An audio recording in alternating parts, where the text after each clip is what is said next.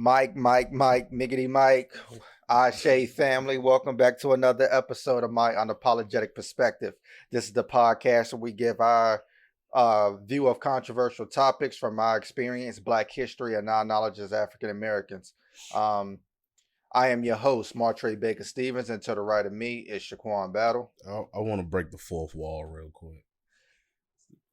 I get here, Bake got the air conditioner on, but I look over in the corner, he got the heat on. Because it gets cold down here in the basement, but it doesn't get that cold up there. To the right of him is Jerome Battle. What's up? We appreciate all the love and support we've been getting. Sorry we haven't recorded in the last few weeks. I'll let y'all know why here in the future on what's going on and why we haven't been recording. But I have been trying to feed at least the TikTok and Instagram algorithm with the few videos I did. Go check that out. If you just listen to YouTube, go to TikTok, watch the video that I did on the kissing case in North Carolina. Watch the video I did on just the segregation of pools, why there are no more public pools here in America anymore. And go look at the video where I talked about just the black hair, on the racism and the discrimination of black hair and the cultural appropriation of black women by different ethnic cultures without understanding the discrimination of black hair. So go to TikTok and watch those videos. But how are y'all? I'm good. Y'all good? A lot to talk about, a lot to discuss. I got a lot of fire on this laptop that we may not get to all of it. But where would y'all like to start? Let's do it. Donald Trump. Indicted. All right, then ISO for Pops, because I know he want to. Inevitable. It was inevitable. The thing is, still leads in the polls for the Republican nomination for president. You know, and I know a lot of people say that the DeSantis covered a lot of ground to catch up to Donald Trump after the debate last week. However, he might be worse than Donald Trump.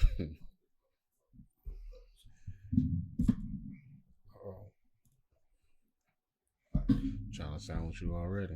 Yeah. All right, go ahead. Yeah, he may be worse than Donald Trump. But the thing that I found irony in, and I know it's not what people think, there was two black co-defendants that were arrested, that one remained in jail. And a lot of people speculated that he remained in jail because he was black and that he was he could not afford an attorney and he couldn't afford bail. The truth of the matter is, I wish that was the case. I wish it was the case that he chose to follow Donald Trump and his black ass got left behind. I wish that was, but that's not the case. He actually had another pending case that he was already on bond for. So when they arrested him for this, technically he wasn't eligible for a bond. And the judge simply said that she was going to let the hearing judge be the one to decide whether he actually gets a bail or not, which is just. So unfortunately, I wish it was the case of black person decide to side with white America and they get exactly what they should get. Yeah. But that's not the case. 1000%. Yeah, man, it's a huge divide. You see there black Americans for Trump. You've seen black people outside of Fulton County Jail saying, Trump 2024. There's a huge divide in the Republican Party. There's a huge divide in the black community about voting for Donald Trump. I'm not sure if this is going to affect it at all. We're not sure if he's going to be convicted of anything. My guess is that he will not be, and he will be running in 2024 and probably will win the nominations based off the Republican debate. I mean, he wasn't even there, and I felt like he won that debate. You know what I mean? Because the conversation was a lot about him, and a lot of the candidates didn't put themselves forward to say that they'll be able to lead the Republican Party. So there's a huge divide in that party alone, which may be good for the Democrats, but we'll see. I did like Nikki Haley. I did like Nikki Haley as well. like Nikki Haley, and not just because she distanced herself from Donald Trump. I think she was one of the only candidates that was not necessarily true to her party. Yeah, she was honest about what she was saying, that even if you want abortion, let's be realistic about the chances of us, being able to get rid of abortion in all 50 states and all of that. Like she was realistic about the things in the party, and she talked about the Republican Party's spending during Donald Trump's campaign. She really she gave some insight into how politics really work, and how, if you want to make an impact, how you go about doing it. I thought she was, as you said, I think she was honest, which is something that most politicians aren't. But most of the time, politicians aren't even true to themselves. They are party affiliated, and they make decisions and they make statements based on the party, not their personal opinions or their personal principles. And I think Nikki Haley went against those in that debate. Absolutely. Something else that happened that we're far behind on, but is this the brawl for it all? It's a Black History moment. The brawl for it all. Definitely a Black History moment that we got to mark on our calendars for August. The Alabama brawl, which you've seen the solidarity of Black people protecting other Black people. That was New Orleans, right?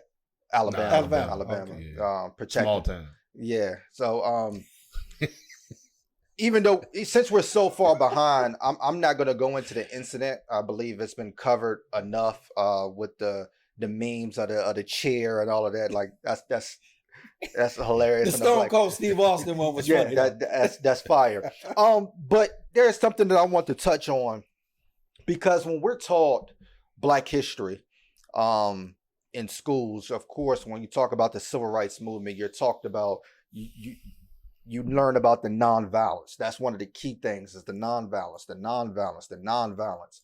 And that was just one of the aspects of the civil rights movement. There were different groups and organizations within the civil rights movement. It wasn't just Dr. King and his movement. There were different groups that disagreed with Dr. King's stance on nonviolence. And one of them being people like the Deacons of Defense, that we have never talked about on this podcast. So the Deacons of Defense was a self-defense group during the civil rights movement back in the 60s.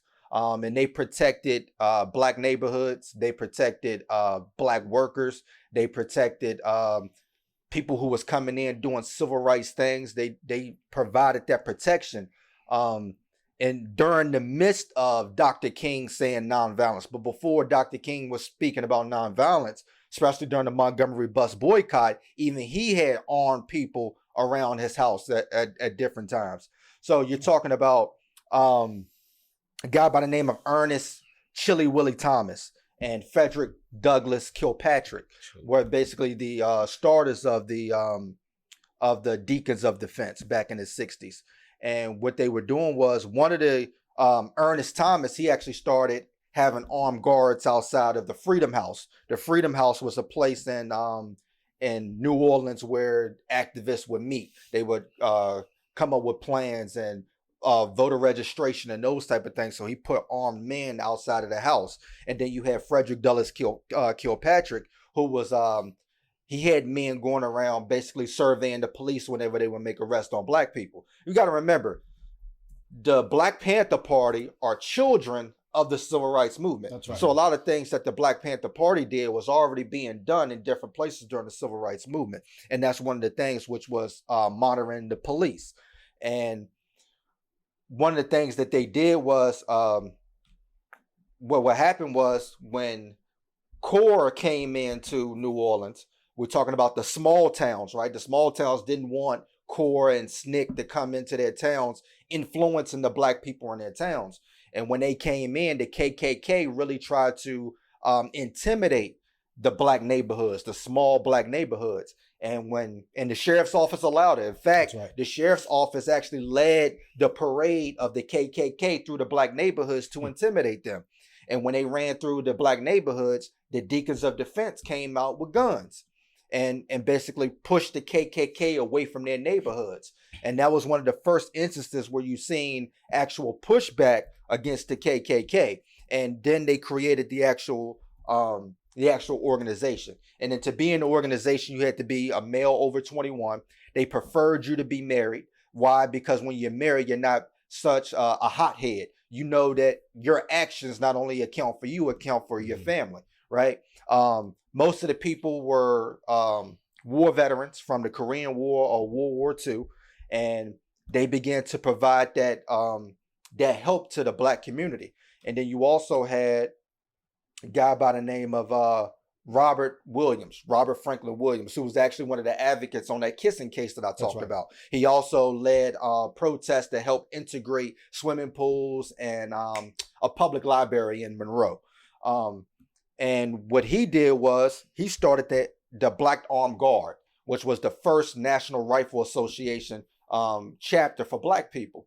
And what they did was they provided that same type of help for Corps or SNCC coming in. But one of the main things that they did was the KKK got word from the sheriff's office, that got word from the FBI that their Corps was coming in. And then when they were coming in, they basically told the KKK head was going to go basically try to burn the house of a black doctor in the town. And Robert Franklin Williams and this group, the Black Armed Guard, went over there and they put sandbags around the house and they took guard around the house. And when the KKK showed up, they fired on them and ran them out of their neighborhood. And that's what you seen was the armed resistance in the civil rights movement that most people don't talk about. So when you talk about the Alabama brawl and the self-defense of black people and black people coming together to fight white supremacy together, no matter if we know each other, we have the same religious beliefs or whatever the case may be, that unity has always been in the black history and it's never talked about. And those are the things that push the KKK away, not just us holding arms and singing songs and being beat. Because you got to remember, when you're protesting and you're being beat, that's one thing. Mm-hmm. That's right. But when you talk about KKK coming into our neighborhoods, burning down our churches, burning down our homes, our family, our kids are in jeopardy. This is when we need the armed defense. That's right. Absolutely. You want to go next? Look like you got something heavy on your mind. No. I was just looking up as he was talking. I was looking up the Deacons of Defense. And he said they had a movie but it said it's loosely based. So yeah, starring Forrest Whitaker. That's right. Okay. Yeah. Mm-hmm. Worth watching or? Yeah, it's a good movie. Good. No, you go ahead. Yeah, I want to, instead of going right to current events for me, I want to give some insight real quick that I think is important when we do these current events, because we can do episode after episode and talk about what's going on today that was going on 50 years ago, 60 years ago, mm-hmm. That are very closely related. But when, in general, and talking about and how you think about black people, African Americans, we're basically trapped in a vicious cycle of ignorance. A lot of us don't know our history, and we know the reasons why we don't know our history. We don't fully understand our culture because we've been denied access to the truth about our history and our culture. But we're also in the vicious cycle of poverty, disease, death. And for most people, there's no way out. There's no appearance of a way out, mm-hmm. no escape. The wealthy, educated, or superior athletic blacks often become uppity Negroes, right? Mm-hmm. Who do escape only to never reach back or create opportunities or resources to help pull others out with them. Mm-hmm. So most remain trapped. And because of these things, there seems to be no hope or method of escape for most. We often turn to alcohol, drugs, crime, gambling, even prostitution. And some of us are used by the white overlords or even government officials or politicians even to push drugs in our own community. Absolutely. And when they don't find enough of us willing to participate, or at least in that facet, they do it themselves by putting liquor stores on corners of predominantly Black communities. Mm-hmm. Unemployment and poverty forces many of us into a life of crime, even though it's a choice. When you don't have hope, your objective is to do whatever it takes to survive. But the real criminals are in City Hall, state houses, White House. The real criminals are the white liberals who are often willing to be hypocrites and go against their own, not to help Blacks and minorities or the poor, but to use us in order to win so that their privilege is protected. We can't forget that just because they're Democrats, white Democrats, that they're always for Black people. Mm-hmm. You sometimes have to remember that they also have that white privilege. Mm-hmm. They just a different party, but they still have that white privilege. However, for those criminals to be able to do what they do, they have to have resources. They have to have support. And they do. They have that. They have white America. They have the foundation of this country to support what they're doing. So when we talk about the real criminals that blatantly disregard for the contribution of Blacks in building this country, our value as human beings, or us just being human beings, period. Civil rights, denial of our heritage and culture, and now the open attempt denies of truthful education regarding the history of this country and the history of Black America. This continues to degrade us as a people and make us feel inferior while continuing to empower white America and maintaining and expanding their privilege. So all these things that they're continuing to do, and at the level that they're doing it, has never stopped.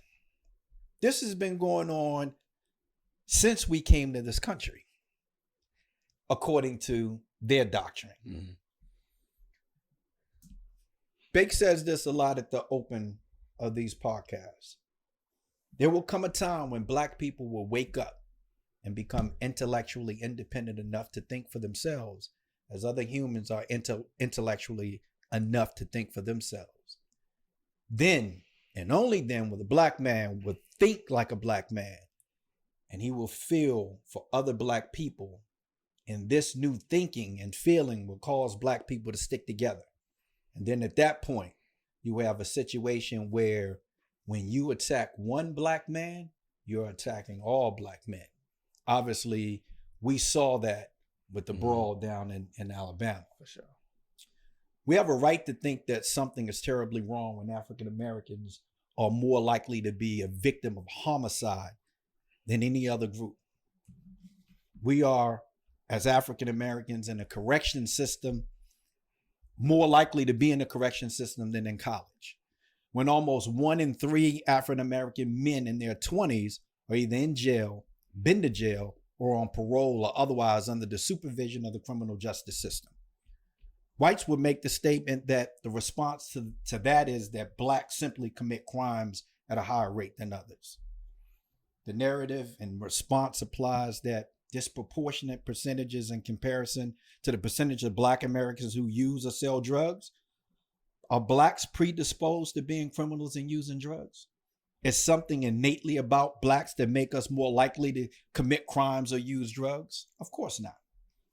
It's the conditions that Blacks have been forced in and trapped in due to things like unequal education, poverty, unfair and unequal housing opportunities, the lack of economical and financial stability, let alone growth in those areas. It's the conditions established, manipulated, interpreted, reinterpreted, amended, unfairly enforced, that miseducate Americans, that protect the white privilege and continue to alienate and discriminate against Black Americans. African Americans still make up an average of about 60% in terms of income compared to what whites make. Mm-hmm. So we make 60% less than what they typically make. and in some cases have similar backgrounds, level of education, skills, or experience, leaving the only difference being the color of our skin. Over half of American children live in poverty, and enrollment of young Black students is continuing to drop. Changes to the college acceptance policies, loss of affirmative action and financial assistance, continuance of discriminatory practices like Black student enrollment will continue to drop. That's inevitable. The system is designed for less of us to get better education. Why? The more educated we are, the more we are at threatening their privilege, their white privilege. We've talked about that on this podcast many times before. There definitely is a disparity between Blacks and whites. White America knows it. However, there are some things that I think impact those disparities that they continue to do. I'm going to give you something that just happened the other day that I think when you look at it in terms of totality, you guys will understand what I'm really saying about how the narrative that comes from white America, the impact that it makes on the way people think, not just white people, but Black people. The shooting in Jacksonville just yesterday, a lot of people may not have heard of this. White guy goes and tries to get into a historical Black college community. And for some reason, something about him, they stopped him from entering the community, and they notified the authorities. He then sends a text message to his parents telling them to check his computer. And then he goes to a Family Dollar in a Black community, Dollar General, open fires on 3 Black people, kills them. And then he kills himself. I want to tell you what Governor DeSantis said. This is a statement that he made. I want people to bear with me for a second. This shooting, based on the manifesto they discovered from the scumbag that did this, was racially motivated. His targeting people based on race. That is totally unacceptable. Although, even in that statement, there are some subtle undertones. This statement in and of itself is politically correct and is okay. However, just like so many privileged white Americans, because they have the privilege to do so and the platform to do so, they cannot fight the urge to continue to damage Black people in this country, even in this tragic situation. What I mean by that is, this governor goes on to add, this guy killed himself rather than face the music and accept responsibility for his actions. He took the coward's way out. This resonates with me. He's clearly making the statement that accepting responsibility for these killings, taking ownership for this heinous act of hate, is somehow you can add honor to this action if you take ownership of it. Mm. That it's honorable, because the opposite of coward is hero or brave or courageous. It implies that if one should exercise their racially motivated actions, that they should courageously stand on their principles and ideologies and face the music. The glorious music played by the criminal justice system that far and often more times than not, very sympathetic to those of white privilege, especially when the victims are not white. But he doesn't stop there.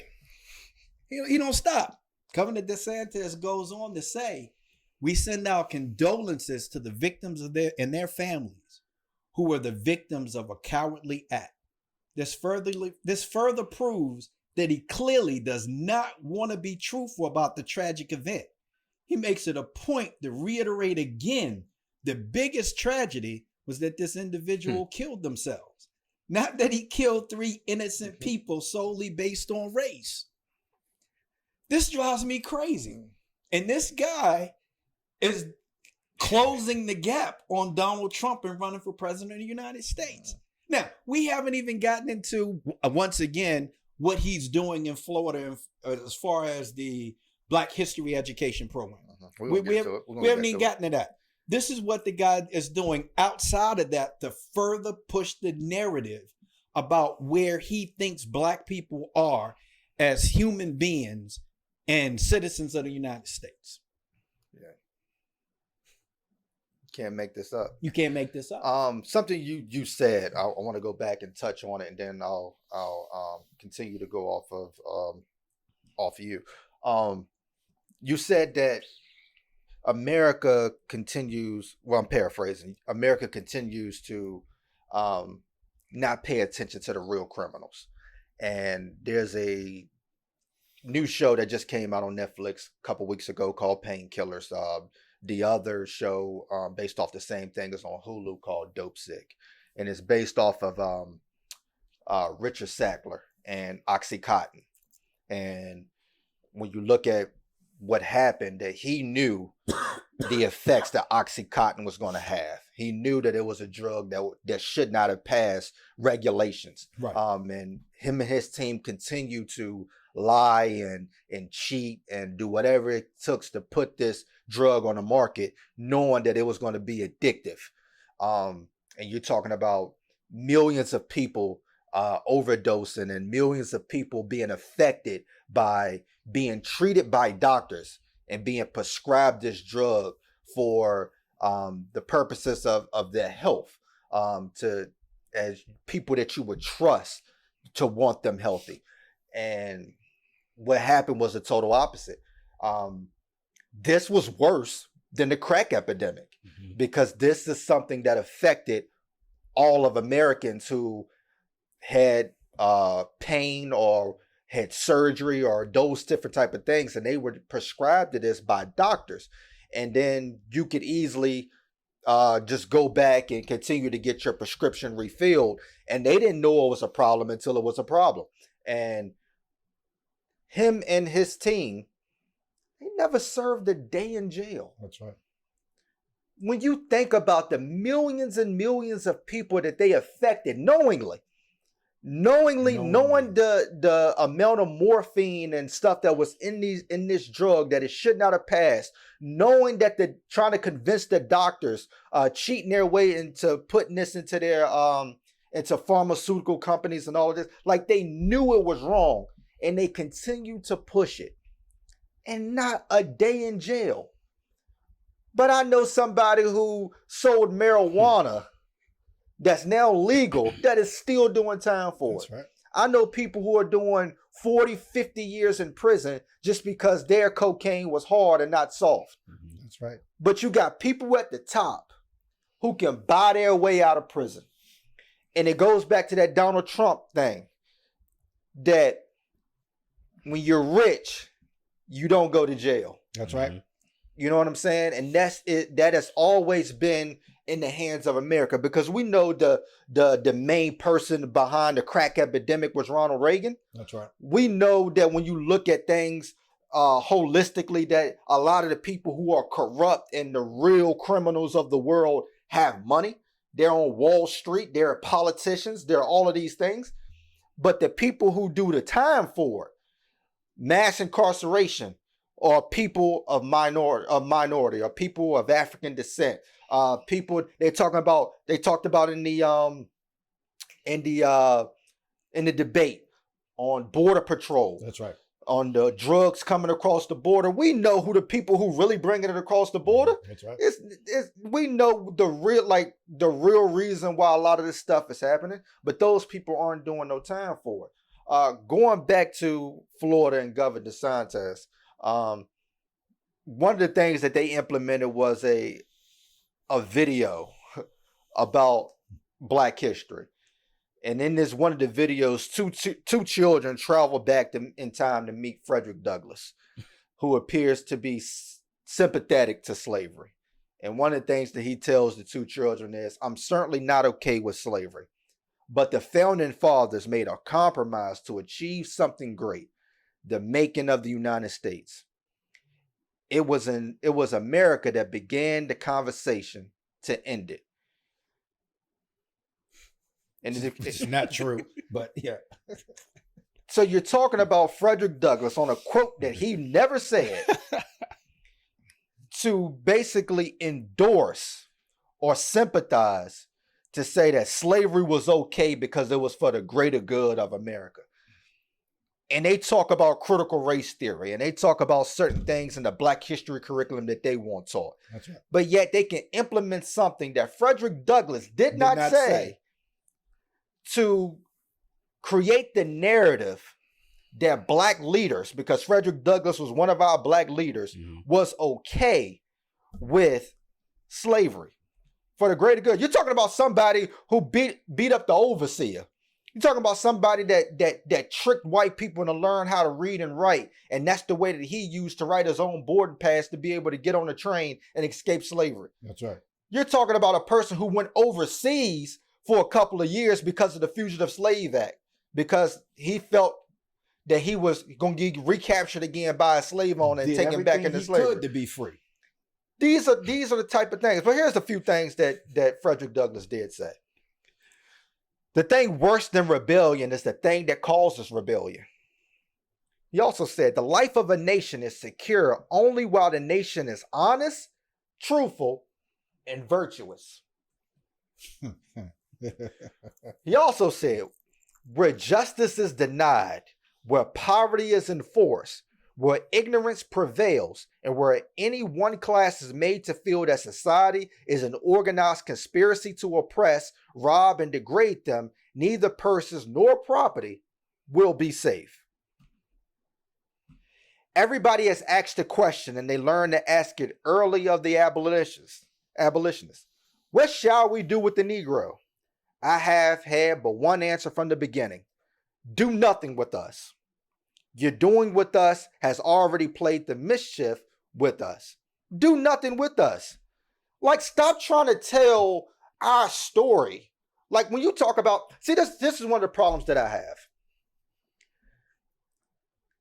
When I believe that Black people can't be racist. I believe Black people can be biased. I don't believe we can be racist. Here's the reason why. Black people are biased towards white people because we have a history to be so. Right. Same thing the Jews have with the Germans. They have a right to be biased towards them because of the history that's there. We have a right to look at white people and say, I want to know what your intentions are with me as a Black person, because the history shows of oppression, racism, white supremacy. We have a right to feel that way. We have a right to feel the way that we feel about police because of history. But there is nothing in history that shows that Black people have been one way with white people for no reason at all. That's right. There's nowhere in history. Absolutely. So we are biased. We have every right to be, but we're not racist. You know why? Because we don't have control like they do. The fact that you can implement this in the school system. Try Black people implement something in the school system and see how fast it gets shot down. Try Black people trying to implement something to be able to get bank loans and see how fast it gets shot down. Yes, we might have Black politicians. You had the president of the United States that was Black, but that man was not in control. That's right. Because we know Congress is in control, and Congress has always been predominantly white. The school boards is going to be predominantly white. In cities where there's a Black mayor and they actually do have Black politicians, we've seen it like in places like Jackson, where the governor says, we're going to take over, we'll implement what needs to be implemented. That's right. So when you look at the history, Black people cannot be racist because we have no control over no system. Not the banking system, not the school system, not the justice system. No control whatsoever. It's always going to be predominantly white to the point where we would not be able to implement what we want to be implemented, which is the reason why there's no laws that's been passed that's just been effective for Black people. You could talk about the amendments all you want. As Malcolm X said, if the laws was true to the land, that it was true equality, there would have been no need for new amendments. There would have been no need for amendments, because amendment says that we were wrong. So now we must put this into place to cover you because you were not a part of the original process. So when you talk about the Civil Rights Act of 1964, Voting Rights Act of 1965, all of the other Civil Rights Act that you want to throw in there, 13th, 14th, 15th Amendment, all of those are put into place because Black people and other minorities were not included in the stuff that was wrote in 1776. Absolutely. I agree 100%. And you got places like Arkansas where the Department of Education said that they're not going to teach the Black history curriculum at the last minute. And then the governor said we need to get back to teaching math, reading, writing, and American history. That's what we need to get back to teaching. In places like Arkansas, who has a history of being racist, where 200 Black sharecroppers was lynched just because they organized to try to buy a lower price for their crops. But these are the type of things that people in history are trying to keep out of the history books. This is why us as Black people, we cannot rely on the system, because we can never take control of that system. We have got to start educating ourselves at home on the Black history and educating ourselves, educating our children, and educating our community to be able to have these conversations within ourselves, to know our worth, our history, our culture, and to be the best that we can be. Period. I'm with you on that, because it is even if Blacks had control, even if they had control, I don't think that we would be racist. We're the most inviting people in the world, because we have all the reason to be racist against white people right now, considering what's happened to us since, as they call it, 1619. Right. But yet we have not. You're going to probably find very few, if any, instances where a collective group of Black people got together and said, let's kill white people. Let's go back to the Black Panther Party, because a lot of people said that they were a hate group against whites. Facts. They were not. If you listen to anything that they've ever said, when they talked about control and their hatred, it was towards pigs, cops, not whites. So let's be clear on that. But there's very few, if you can find any, where collectively a group of Blacks said, let's go out and kill whites. But in many cities and states across this country, we continue to see violence perpetrated by whites against Blacks, from police officers killing unarmed Blacks. Just a couple few days ago, a week or so ago, 6 white Mississippi police officers pleaded guilty to torturing 2 Black men. 45 police officers in Antioch, California, exposed earlier this year after racist texts were uncovered. In Contra Costa County, 17 officers sent racist memes and messages filled with racial slurs, with some even directed at a Black mayor, Lamar Thorpe. Black Lives Matter protests, one officer sent a group text saying, I'll buy someone a prime rib dinner at the House of Prime Rib to 40 that motherfucker at the protest. So these are law enforcement officials. Other texts including calling George Floyd a gorilla that died. Some messages included gloating that they purposely arrest people for driving while Black and then make up confessions to arrest Blacks. This happens in so many cities and states, not just Oklahoma, not just Texas, not just Alabama, not just Mississippi, not just Georgia, not just Florida. It's all over. Mississippi, a Mississippi officer, these are 2 tough ones, arrested a 10-year-old for peeing behind his mom's car. They arrested him, put him in the backseat of a police car. 10 years old. That's already trauma. Already trauma. It's already trauma. In Michigan, this happened just last week. An officer put a 12-year-old in handcuffs in the backseat of his police car after officers claimed that the 12-year-old's clothing he was wearing fit the description of the clothing of a car theft suspect, even though only the color of his shorts was even close to fitting the description of the suspect. 12 years old. Except he was Black. That was the only other description to fit. 12 years old, taking out the trash. Taking out the trash. Here's the thing. When you read the first report, I think it's by MSNBC, it says a 12-year-old Black man. How can that be? A 12-year-old Black man. A 12-year-old is a kid. I don't care what y'all say. 12-year-old is a kid. A 12-year-old black man they believe to be a suspect in a sting of car thefts in Michigan. And the father pleaded with the officer not to do this. Don't handcuff my 12-year-old son. This is going to condition him. Condition him, yep. Remember, I talked about earlier about the conditions that we're forced to live in. That's one of the conditions, is that they degrade you. Yeah. Police brutality is not just beating and shooting. It's psychological warfare. Absolutely. So you're talking about something that dehumanizes a person. And now you get mad when that 12-year-old is going to have a mindset against the police. That's right. And John. And one of the comments on the kissing case actually came from one of the daughters of one of the kids at the time that was arrested. And she said it weighed on him a lot. And he's been in and out of jail ever since. She said that situation hurt her dad, that kissing case. Absolutely. And these are type of things that you get kids at early, and you basically be able to traumatize them. Let me get a couple more. Oh, keep going. I got some too. In Ohio, an officer was finally fired for letting a dog attack a 23-year-old, Jadarius Rose, as he was surrendering.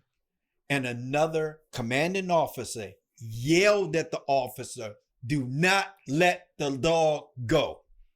And he yelled it multiple times. But what did the officer do? Let the dog go. And you could hear the commanding officer saying, "Did I not say it loud enough?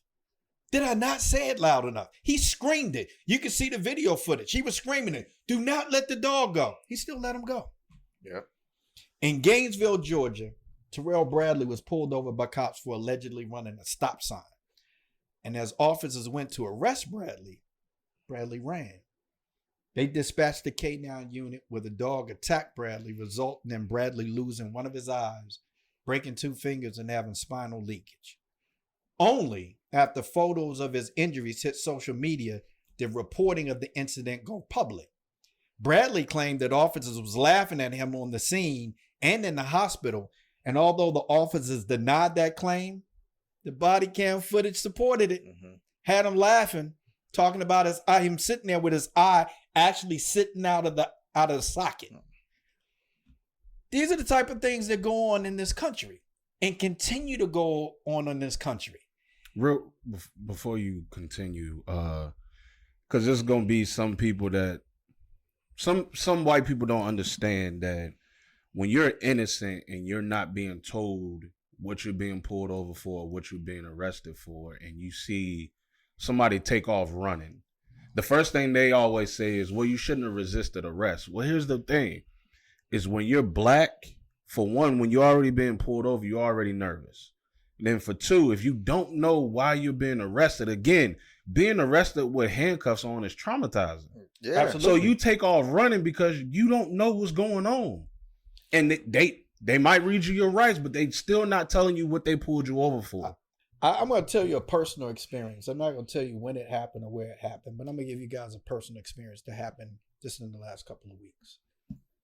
I was somewhere and there was a out of uniform police officer that was security for the event who had a weapon on his side. And where I was, he came and stood beside me. Now I was standing by myself for a couple hours and he came and stood beside me and I said, "Yo," I said, "I get nervous around people who carry guns openly. So if you don't mind, could you go stand somewhere else? I'd rather you not stand by me. I've been standing here by myself for a few hours. I'm not bothering anybody. Could you please just go somewhere else?" And he said, "Well, I'm a police officer." And I said, "Here's the thing. My initial statement is I get nervous around people who carry guns openly. I'm frightened when a white guy has a gun with a badge." Mm-hmm. And he walked away. He came back 20 minutes later with 2 other cops in uniform and said, "We hear you had a problem with an officer." I said, "Here's the thing, guys." I said, I get nervous when somebody carries a gun openly around me. I get frightened when it's a white person with a gun and a badge. Guess how I feel now? Yeah. Guess how I feel right now.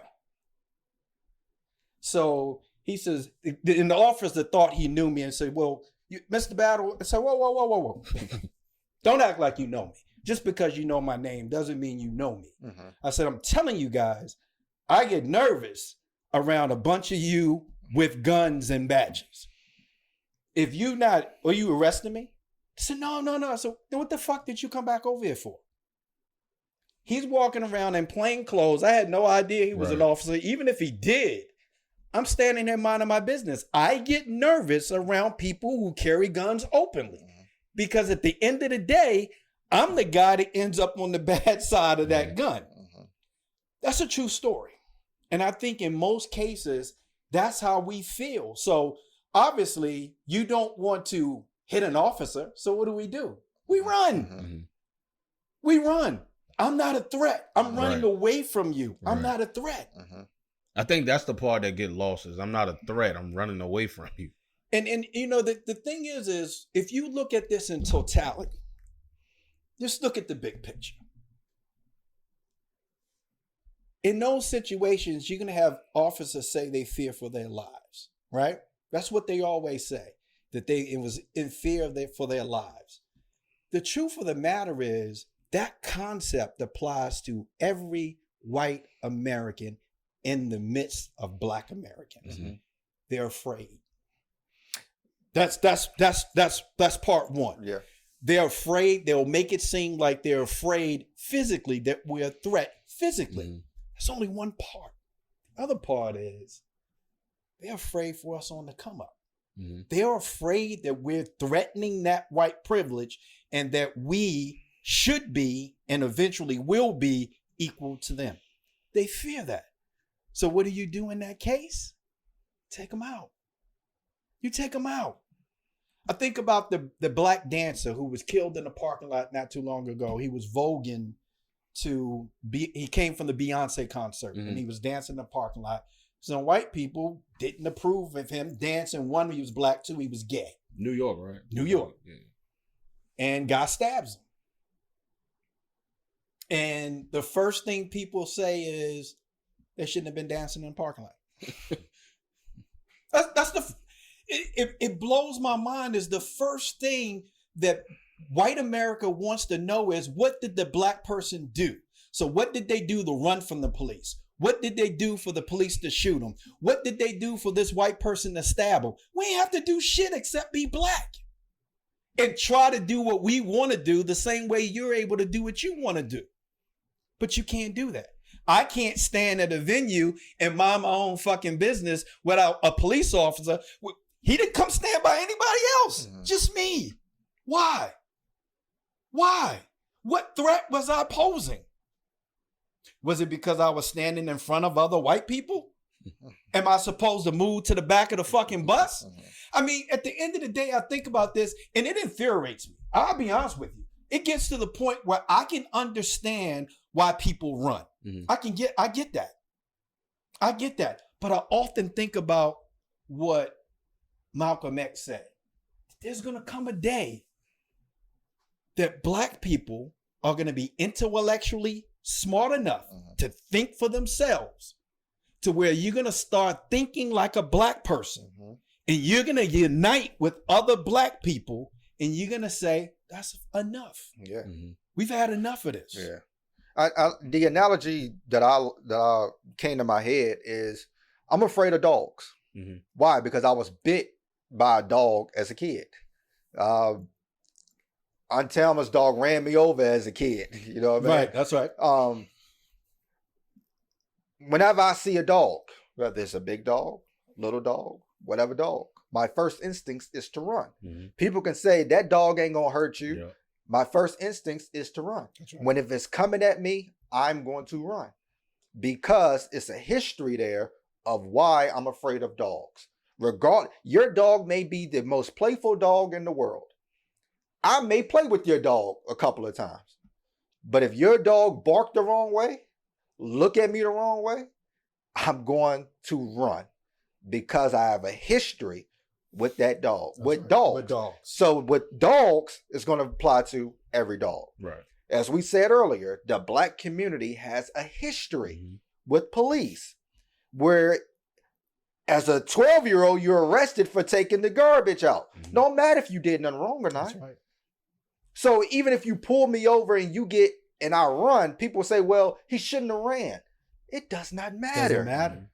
I can go to jail if some of these officers that we've been talking about who have been doing unlawful, unethical stuff said so. I can go to jail. We've seen so many black people exonerated after they've been executed, after they've done 25 years, after they've done so much time and have been incarcerated based off something that they didn't do. That's right. Black people are the highest rated. Y'all like statistics? Statistically, we're the highest to be exonerated, the highest to not be guilty of anything. But y'all expect us to just sit there and be arrested and expect that the judge is going to do it right? No. Expect that a jury of our peers is going to do it right? Which is normally not our peers. That's right. No, I'll take my chances with running. Yeah. Because I'm only running as a 12-year-old because I fit the description. So guess what? Who else fits the description of a certain age, certain height, certain weight black person? Bunch of other black people. That's right. I would love to know what that description is. So you got people like Sheriff Brian Bailey in Mississippi, who had 6 officers under his command that he claimed that he didn't know nothing about, that's got hit with those federal charges against 2 black men for, they call them the Goon Squad. Goon Squad. One officer admitted to shooting Jenkins in the mouth during a warrantless raid. And the sheriff said he did not know this was happening under his watch. And the reason why they did the raid is because a white neighbor texts one of the police officers and says, there are a couple black men here living with a white woman. So he texts his Goon Squad and said, hey, y'all down for a mission? They said, we down for a mission. They went in and he said, look, make sure the mug shots is clean, which means don't hit the face, but bruise the body. That's right. Right? So we talking about unethical things like that. And the sheriff claimed that he had nothing. And then they released text messages from the group, racist text messages. You also had in the Bay Area where 10 officers was arrested by the FBI. And they found, again, them using excessive force, selling drugs, destroying evidence, turning off their body cams. Yep. When they found the text messages says, I'll bury that N-word in my fields. Another one text message says, bro, my foot hurts. The person asked if he kicked one of the men. And the dude said, yep, like a field goal. Like a effing field goal, before adding, got to stop kicking N-words in their head. That's right. 10 officers.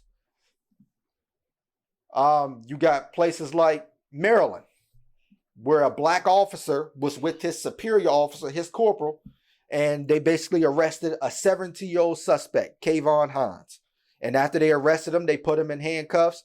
The superior officer strikes the teenager in the throat.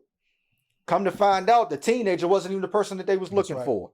So the black officer, filed a complaint, and they ended up pressing charges on that officer.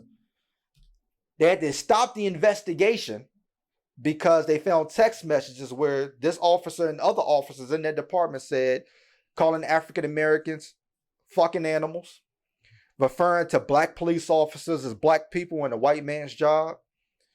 And then the officers that stood behind this officer are all being considered snitches. And they found text messages of officers conspiring that says if they get a call with one of them there, that they're not going to show up for backup. That's right. Those are the type of incidences that we're seeing in law enforcement. And they expect black people to trust these law enforcement officers who have a served duty to serve and protect. But they are abusing their power.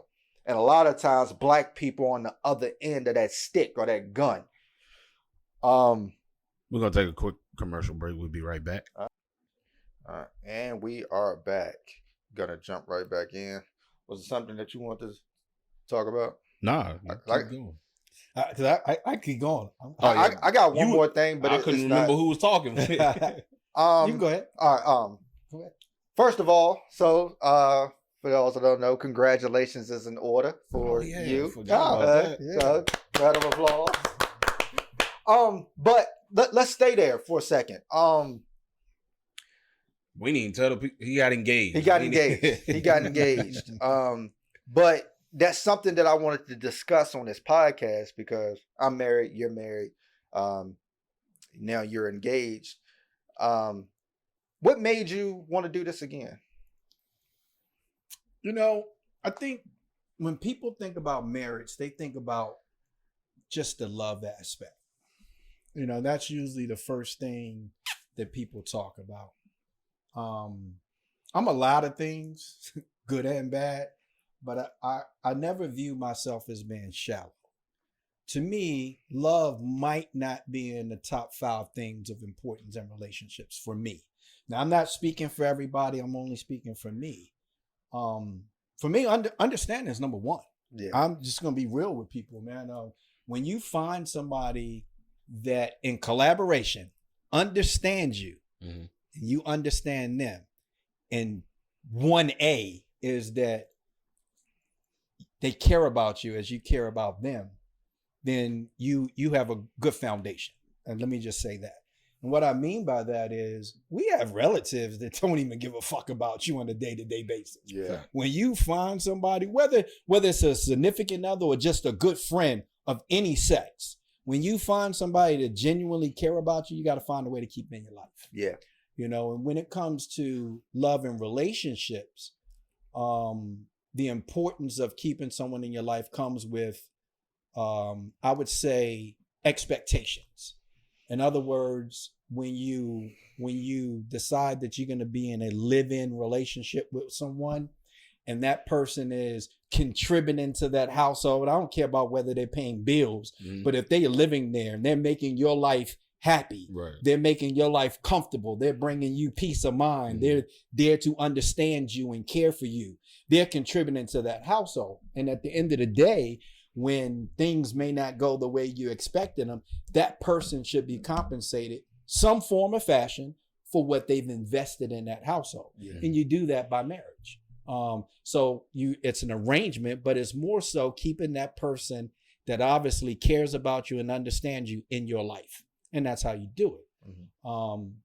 So for me, I don't think that there's anybody on this earth that will really say, I want to spend the rest of my life by myself. Right. Okay. You hear people say, I don't mind being by myself. But there are not many people that actually want to live the rest of their life by themselves, unless they're 90 and the doctor already told them you got 6 weeks to live, right? I'm not in that case. So obviously for me, there was a lot of things to play into marriage in general, whether it's the first time, second time, third time, whatever, for me, is that those things have to hold true. Absolutely. And I asked that question because before I even get in more into this topic, let me just say this, because I know the people on social media, when we post about this, when we refer to what I'm talking about, we're talking about the Black experience. So for the people who say, well, it's all people, it's white women, it's Asian women, it's this women, I'm going to keep it strictly to Black women because of this, what this podcast is about. It's about Black perspective, Black people. That's right. So just throw that out there. And I asked you that question because we've seen since the 60s that the percentages of Black marriages are low, as lowest it's ever been, especially when it comes to Black women. Nearly 7 out of 10 Black women are not married, and 3 out of 10 Black women will never be married. Versus back in the 50s, 9 out of 10 Black women were married. And I wanted to know why, you know what I'm saying? Like, what is the reason why Black marriages are so low? Like, why don't we value marriage anymore? And I believe it's exactly what you just said. It's because I think the new generation thinks of marriage as love. And that's not true at all. When you look at Black history, and again, I'm specifically talking about Black, That's right. right? Black people didn't get married because of love. When you go back to even enslaved days, they didn't get married because of love. They got married because a lot of it was convenience, because I want to spend my time with somebody and raise children together. And then after slavery, that's why The Eyes Was Watching God is one of my favorite books. You know, marriage was about this man has land, he has a good job, he makes good money. The woman needs to marry this man. This man needs to marry this woman because she can take care of the household. She can give you 4 or 5 babies, and y'all can raise the next generation. That's what marriage was. You know what I mean? It wasn't until late where you start to see people thinking that love was a part of the equation. Now, do some people love each other and get married? Of course they do. Mm-hmm. But it's not the number one thing. It's also a business. That's right. Let's just keep it honest. It is a business and a partnership. Yeah, because you have to be real. You have to understand that if you're my age, how many people did you love in your life? Right. So at the end of the day, love is not enough. Do you love that person? Obviously, yeah. If you get married and you don't love the person, then there might be something else going on. Right. But at the end of the day, you love does play a part. I'm just saying that it's not number one. Right. Because if you think about it, you think about what a man looks into a woman and what a woman looks into a man. Like these days, you hear a lot of young people say, oh, I can't be with this person because they don't check all of these boxes. You know how hard it is to find a man or a woman that's going to check all 10 of your boxes? That's right. It's just not going to happen. So when you talk about love, a lot of it is not necessity. We had this conversation last night. I told my wife this, like, my wife didn't check off my boxes. But my wife was somebody that I seen had her nephew all the time. So I knew it was a person that I could bring into my daughter's life that would be able to be another motherly figure. I seen that she was in school. Okay, the girl's ambitious. She's trying to have a career. These are the type of things that I want to build with somebody with. It's bigger than just love. I heard somebody say, I heard Dr. Kaba say one time, you don't get married because you're in love. You get married because you're infatuated. You stay together because you're in love. That's right. You know, infatuation is you call each other, you love each other, you're on the phone with each other, you text each other every second of the day, you're cuddled up with each other. That's infatuation. That's what you marry it for. Love is when things get hard and you decide, I don't want to be without you. That's right. I want to continue to do this. But a lot of young people don't want to be together because sometimes they realize that what their parents had or what their grandparents had wasn't real love. Or they didn't see it. We're fortunate enough to see a 30-year marriage. That's right. We're growing up seeing it. We're fortunate enough to see grandparents married. But if you ask the average person, how many people do you know that's married? Absolutely. A lot of people don't have that they see. And you think about it, most people don't get divorced because they no longer love each other.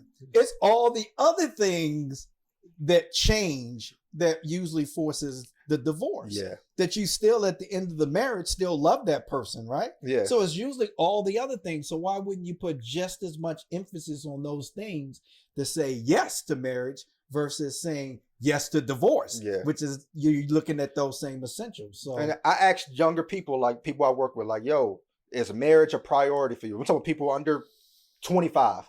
Like, no, marriage ain't no priority. What you think for your friends it'll be a priority? It's even lower on my friends list. That's right. So I'll bring the question to you. You got married fairly young. Why was that a priority for you? Well, number one is because, like you said, we seen a 30-year marriage. Yeah. And then also before I get into that, I'll just say most younger people don't stay married because of one word, which is love. I don't love my wife every day. It's some days where she get on my nerves. And what comes first is she getting on my nerves, not the love part. Yeah. The love part eventually kicks in. Okay, I love her. It's the same. Me and you had a conversation sitting on your couch, and you was like, you know how Ma is. That's how she is. Yeah. Simple. Once she's getting on my nerves, stops, then it's, you got to put your pride to the side. Is she was right. Yeah. That's why it's getting on my nerves, because she's right. But for me, it was when you find that one that, like, again, like you said, Brittany didn't check all of my boxes. Hell, I probably didn't even have boxes. I don't know. I was 20 at the time. We've been together since I was 16 and she was 14. Which is almost, damn, we've been together almost 20 years. But like I said, for me, with her, it's not the love. It's she gets off of work and she make sure everybody's taken care of.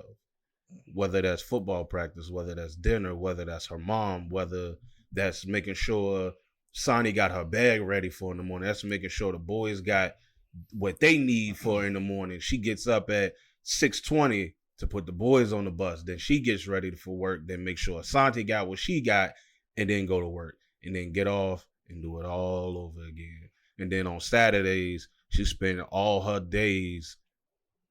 Saturdays pretty much till about 2 at football games, at cheerleading, all of these things. And again, what I love my wife for at 16, I don't love her for at 31.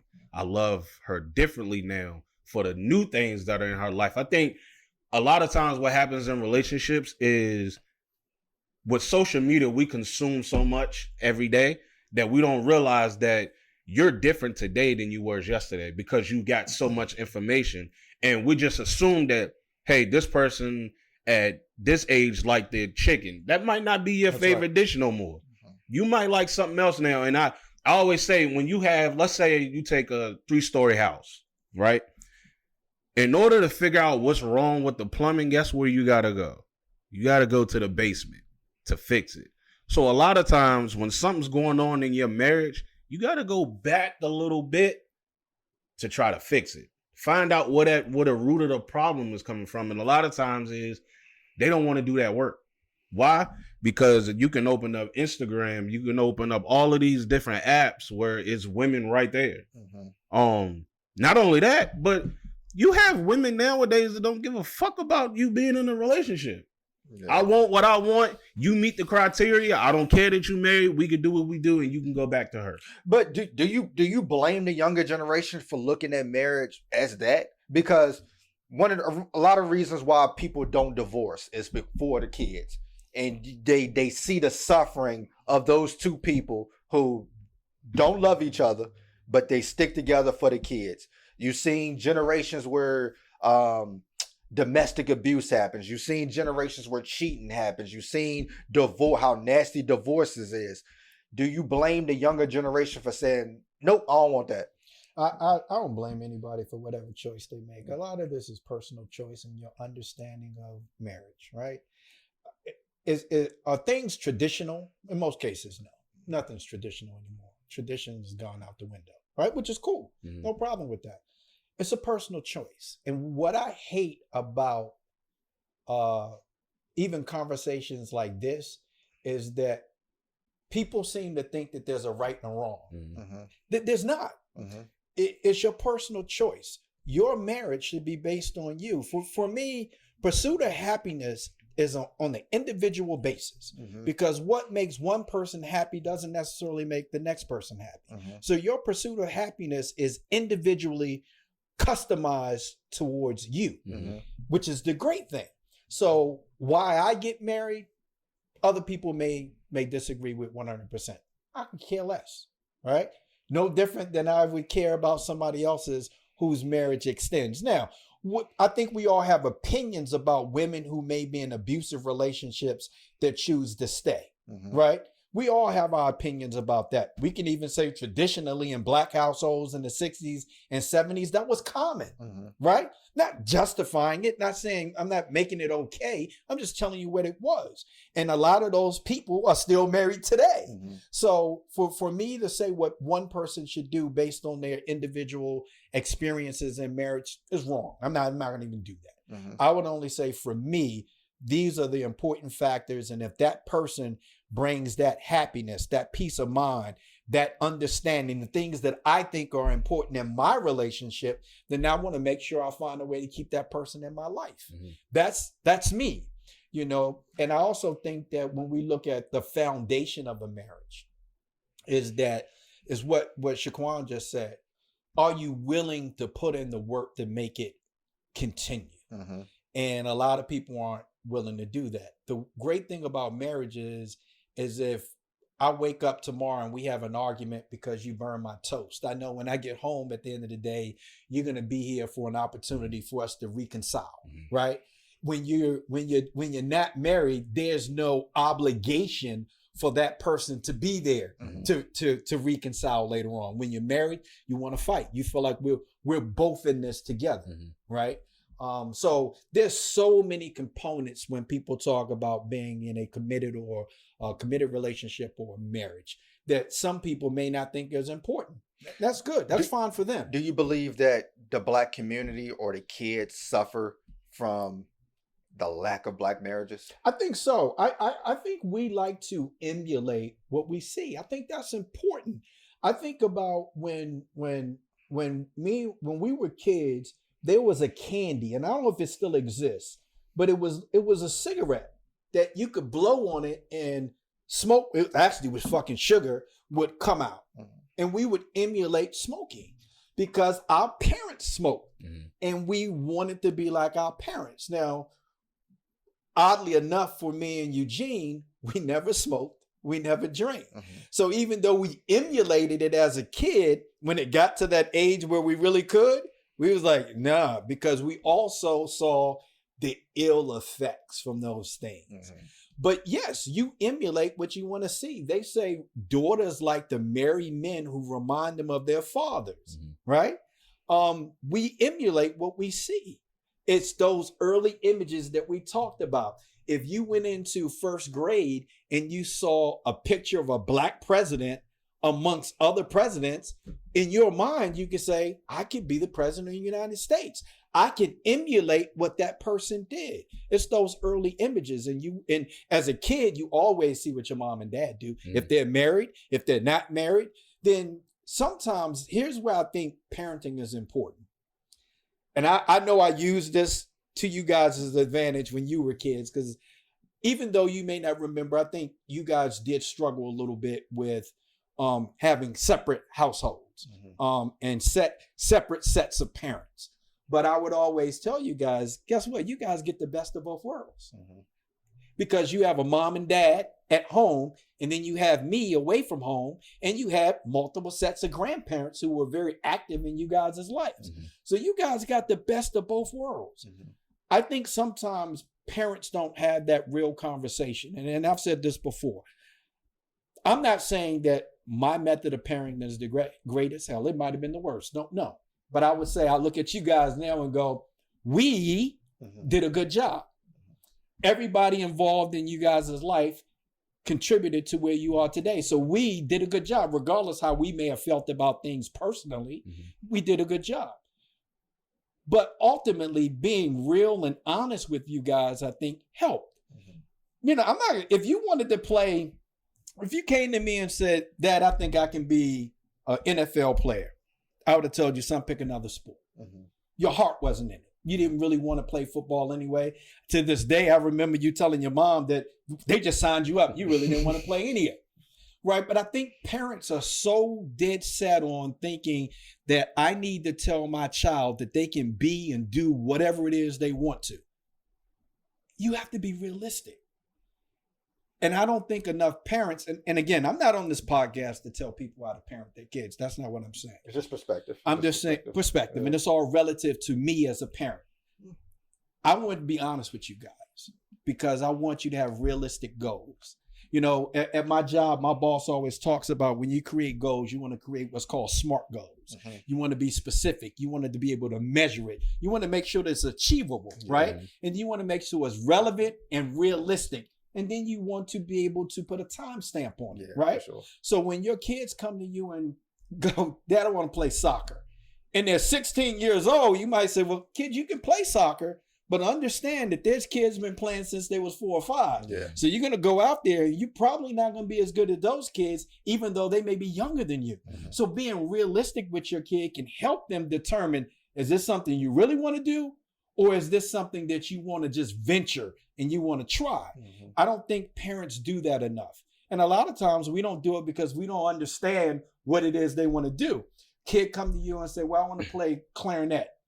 Most parents don't know what a clarinet is. What are you talking about, clarinet? What's a clarinet? So we deter them because we don't know, or we deter them because it's not popular. It's not a sport. And we all know once it's not sports oriented, dad's out. Okay, dad's gone, you know.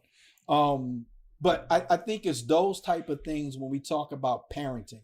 kids want to emulate what they see their parents do. They want to parent. I mean, I know you guys have experienced, you probably said things to your kids and went, fuck, I sound like my dad. Or I sound like my mom, right? You're emulating what you saw as a kid. To piggyback off what you just said, and then Baker, I'll get to the question that you asked yesterday during the football game. Of course, I'm the loudest one there, so I yell at my son because he's not blocking. I was like, yo, we need you to block. And I was like, dog, if you want the ball, you want to run the ball, then you got to block. So he's standing there listening to me yell at him for about 30 seconds. And when he turned around, I don't know what it was, but something clicked in my mind. I was like, yo. And he turned back and looked at me and I was like, I love you. I love you. But to answer your question, Bake, I don't blame the younger generation. Because let's take some popular shows, right? Let's just go with this one, The Chi.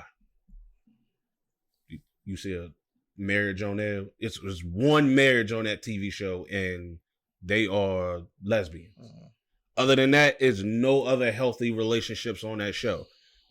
So now you can find shows like This Is Us, A Million Little Things, where it's white people that's married. But where do they see that at? And if so, let's say the kid is 21 and he's in college. And let's say his parents might have been married for 40 years. Once he went to college, you probably know what happened. Divorce.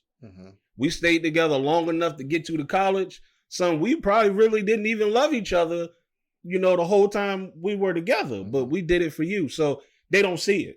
Yeah. But I also think as they get older, because we have a cousin that said the same thing, and now that he's getting older, he's starting to realize, hey, running the streets, all these different women at almost 40, that ain't cool no more. Yeah. And it ain't but so many other girls out here. The thing is, it's never been cool. No? It's never been cool. But you know what our culture is, though, right? And that's one of the negatives in our culture is we see in rap music that it's the thing to do, especially when it comes to black standards. Because when we're talking about the lower percentages, like I said, it's mostly women that are not married because it's the black men that are out doing who knows what. A lot of women are now participating in this, and then the men looking at them like, but the women like, hey, nah, y'all been doing this for decades. That's right. Like now we on board with it. You know what I mean? So, like I said, like I don't blame the younger generation. I mean, if you can get a guy to come over and do all husband type things and then send them home, and that's what you want in your life, okay, you know what I mean? Like, because like I said, it's a business at the end of the day. And if things don't work out, what's the first thing we got to do? We got to hire a lawyer and we got to figure out where the money goes. That's right. We got to figure out who gets what. Most people don't want to have to deal with that. And most people stay together because they don't want to have to deal with that. Right. You know what I'm saying? So I think one of the key things about love and relationships just in general is that I think sometimes people don't take in consideration, or they don't put the other person's best interests first. And I think that's probably the number one cause of hurt, is that you're not putting the other person's best interests at first, ahead of everything else. Sometimes people put their own desires ahead of what the other person's best interest may be. In other words, when a person chooses to cheat, they don't think how it's going to make that person feel when they find out about it, right? It's all about what I want to do now. It's the microwave effect. I want to heat it up right now, right? So we don't put that person's interest first. I think that's the number one problem with love and relationships is that when you don't do that, you not only hurt that person. We talk about damage that white America has done to blacks. What do you think the damage to that person you've done by cheating on them? What damage has been done to that person? It only takes once. It only takes one person. The damage is there already. And it doesn't matter whether it's a man cheating on a woman or vice versa. Right? The damage is done. And that's the one thing that I think that when we talk about love and marriage that we have to understand is that it comes a time where you have to put that person's interests first above everything else. And when you don't, you failed. Yeah, but this is still relatively young because we're talking about Western civilization philosophy. So if you, like I said, if you go back and look at history, this was not normal of marrying somebody because you love them or you have this desire for them. It is a thing that we do here on the Western civilization, Western philosophy that's different. I mean, you talk about people who are from places like Africa who come here and they're used to having 4 wives, and people look at that like, yo, that's crazy. But they looking at it like, no, these are 4 women that can raise children together. So we talking about a village. Like what y'all are doing is weird by being 1 and 1, and then y'all get mad when that man cheat or when that woman cheat. But again, we're talking about new age kids who are moving away from religion. So you're talking about the Baptist church where they had certain values, talking about Islam that had certain values. They're moving away from that. They're moving away from other Western philosophy thinking and saying, I'll do what makes me happy. If it's 2 men, 2 women, whatever the case may be, I'm not mad at nobody for doing whatever they want to do. But when we look at it from a Black community, how is the kids going to be affected? And how can we create a solidarity within our community? And a lot of times Black marriages was one of the reasons. And when we're losing that since the 60s, when we're not having that solidarity and that unity as a family, because even regardless of that, Black fathers are more present than their kids' lives than ever, even if it's from a different household. You know what I mean? So like I said, it's all perspective. Just want to get you guys' thoughts, but we love y'all. Hold on. Before we close out, Harrison Floyd, turn the volume up. You probably never heard this lyric before in your life, but it's a Jay-Z lyric. And it's light nigga, dark nigga, faux nigga, real nigga, rich nigga, po nigga, house nigga, field nigga. Now here's the key part. Still nigga. For sure. Love y'all. Peace.